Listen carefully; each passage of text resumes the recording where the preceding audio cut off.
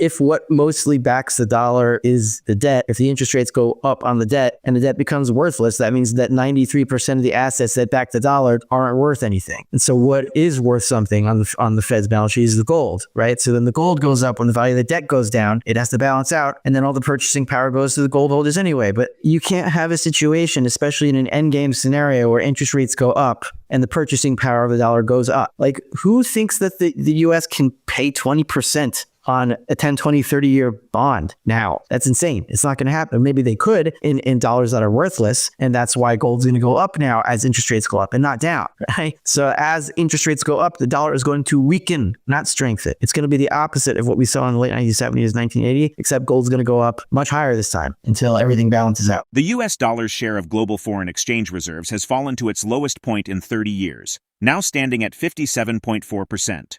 Central banks are diversifying their reserves into gold and a basket of other currencies, including the euro, yen, pound, and non-traditional reserve currencies. According to the IMF, central banks' gold holdings have surged over this decade to 1.16 billion troy ounces, roughly $3.08 trillion compared to $12.3 trillion in foreign exchange reserves. Monetary analyst Rafi Farber explains that rising interest rates devalue Treasury debt, weakening the dollar's backing. This imbalance, he predicts, will drive a significant surge in gold's value.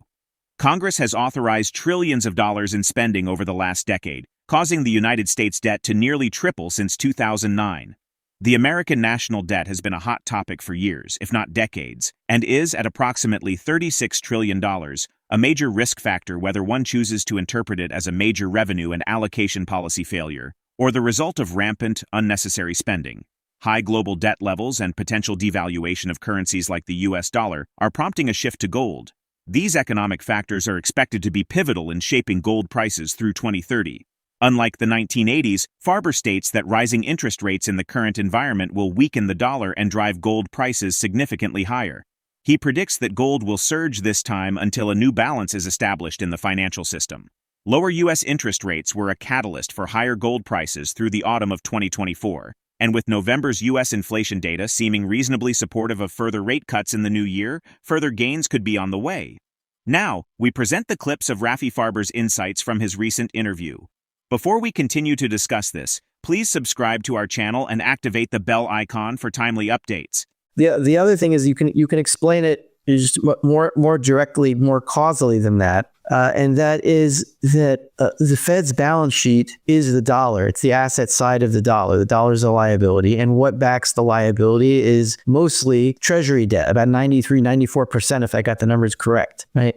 Based on the fake valuation gold of $42 on the Fed's balance sheet. So if what mostly backs the dollar is the debt, if the interest rates go up on the debt, and the debt becomes worthless, that means that 93% of the assets that back the dollar aren't worth anything. And so what is worth something on the Fed's balance sheet is the gold, right? So then the gold goes up when the value of the debt goes down, it has to balance out, and then all the purchasing power goes to the gold holders anyway. But you can't have a situation, especially in an endgame scenario where interest rates go up and the purchasing power of the dollar goes up. It might go up in terms of other currencies that are also worthless, but who cares if the dollar index is at like 300 if the dollar can't buy anything and nothing that the dollar can be exchanged for in the foreign exchange markets can be buy anything. It doesn't matter. Like, this is all a stupid accounting game where the physical reality is that nobody can afford anything.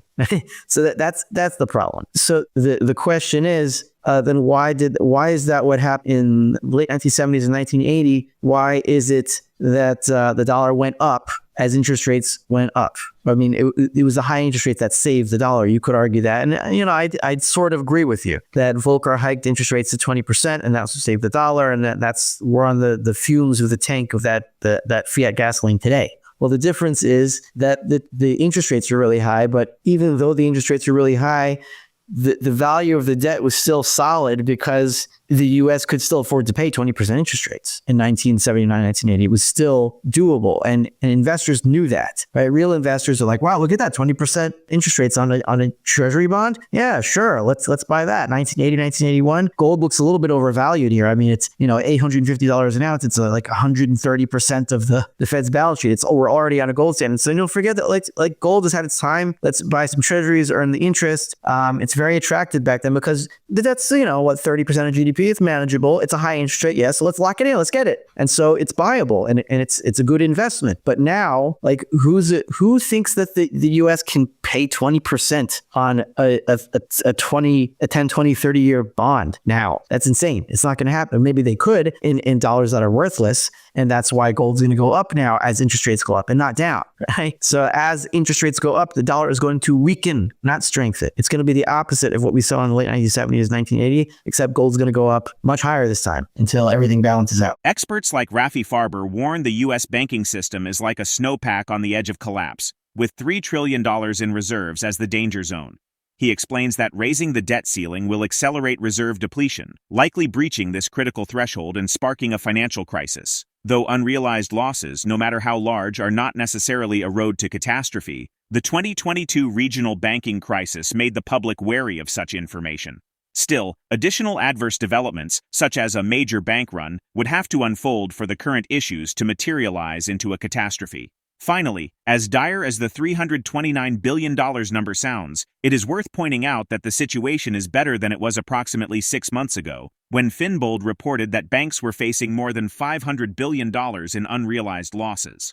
According to Farber, depleted reverse repo buffers leave bank reserves as the sole source of funding amid a debt ceiling rise. Unlike 2023, this increases the risk of a widespread banking crisis, likely forcing the Federal Reserve to revert to QE and print trillions, further destabilizing financial markets. Let's get back to the interview.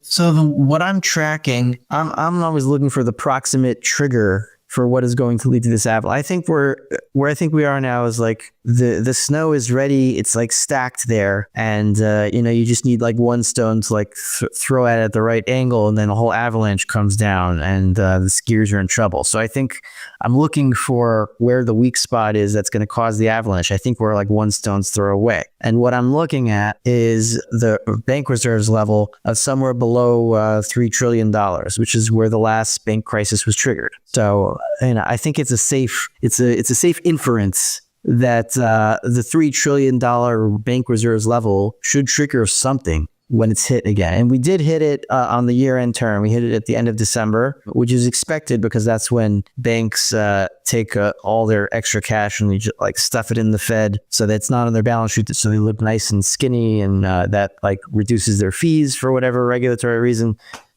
So we did see bank reserves fall below $3 trillion very briefly. But then again, it took several months, like 2 or 3 months of a reserves level below $3 trillion to trigger the regional banking crisis. So we need to stay below $3 trillion for a while, maybe a few months, before something really big starts to happen. So what's happening now is that the debt ceiling has been hit, right? It can't raise any more debt. What that means mechanically is the Treasury cannot suck any more money out of bank reserves to itself to spend. So what they're going to do is what's going to happen is they're going to start drawing money down, and they already are starting this. They're going to start drawing money down from their checking account, which is not considered bank reserves, and that money is going to be spent down into bank reserves. So bank reserves are going to go a little bit up, and then the extra money is going to go back into reverse repo. And then what I think is going to happen is they're going to stay more or less stable, like around the $3.2, $3.3 trillion mark, up and down there by $100 billion every week until the debt ceiling is raised. And when the debt ceiling is raised, all of a sudden, you're going to see, like we saw last time in June 2020, I think it started falling in June 2023. Yeah. What happened was that reverse repo started to fall as the Treasury started to sell more debt, and then banks took the money from the reverse repos and bought Treasury bills, and so the money went out of reverse repos into the banking system. And the thing is now, back then, like, the government could afford to do that without triggering some kind of catastrophe, because there was like $2.2 trillion stuck in reverse repos that could have been used. But now there's like $150 billion. It's basically zero. I don't want to call $150 billion zero, but like in the scheme of things, it's not that much. So there's not going to be any kind of buffer this time when the debt ceiling is raised and all of a sudden the Treasury goes from a $0 balance. And we all know, we've seen this before, the Treasury is not going to problem isn't going to be solved until the Treasury's account goes very close to zero. And then all the politicians say, oh, I got to save the country and raise the debt ceiling. They're going to raise it to whatever it's going to be. And then the Treasury is going to raise hundreds of billions, $500 billion, up to $1 trillion in short-term debt just to fill its account. And but where's that money going to come from this time? Last time that came from reverse repos. This time those dollars don't exist anymore because of QT. Right? They're all gone. So this time they're going to have to raise money from bank reserves themselves, and bank reserves are going to plummet, I think, significantly below $3 trillion. And at some point, something is going to hit a snag, and then we're going to have an avalanche, and the Fed's going to have to reverse from QT to QE, cut to zero, bam, print $3-4 trillion in a matter of weeks. And at that point, I think the accounting worlds and the physical world are going to go their separate ways. It's going to be on a bigger scale. It just depends. There is a sector somewhere that is weak. In 2023, the weakness was revealed in digital banking. This time it could be revealed in some other group of banks. Maybe like the big ones that have those large, I'm just guessing. I don't know. This isn't a prediction, but Bank of America has these large unrealized losses, and which should be getting worse and worse because interest rates are going higher and higher. They just jumped like 10 basis points on Friday. So it could start in a very big bank, which could start a domino in all the other banks that have these large unrealized losses. So instead of Silicon Valley, it could be Bank of America. But I don't know what it's going to be. But it's going to be something bigger, and it's going to spread. And the Fed's going to have to print or die, or print and die more accurately. The outlook for gold in 2025 reflects a varied perspective among forecasters, with predictions oscillating between moderate to significant growth. A drive to invest in gold sent the commodity's price to a record high of $2,788 in 2024, and some experts predict that it could soon break the $3,000 barrier. How might these shifts reshape the global financial system, and could gold emerge as a central currency? Drop your thoughts in the comment section below. If you find this video informative, don't forget to support our channel and turn on notifications to stay informed about our latest videos. See you in the following video.